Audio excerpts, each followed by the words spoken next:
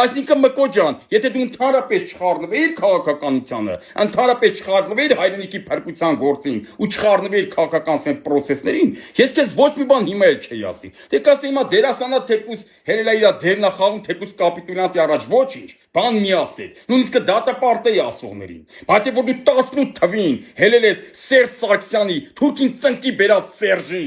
մեդալն ես ասել վերադարձնում եմ։ Դու արդեն պարտավոր ես ուրեմն շարունակես քու քայլերը,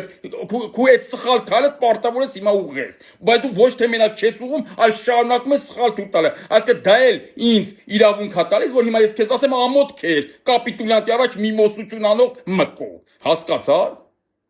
Ես քեզ ավել բան չեմ ասի, որտեղ ոնց նայում եմ, քեզ են տշում։ Ոնց նայում եմ համացանցում, դասում քեզ են տշում։ Ես 1001-րդ խփողը չեմ լի։ Ես քեզ շատ խիստ ասել եմ 18 թվին, երբ որ Սերժի մեդալը դու վերադարձեցիր։ Հիմա ես քեզ ոչ մի ավել բան չեմ ասի։ Ուղղակի ես քեզ հիմա մի բան կասեմ։ Եթե Սերժ Սարգսյանի մեդալը դու հələ չես վերադարձրել, այդ կբերես հետ կտաս, որովհետև դու արժան չես Սերժի մեդալին։ Դու գնա թող քեզ կապիտուլյանտ Նիկոլ Փաշինյանը մեդալներ տա։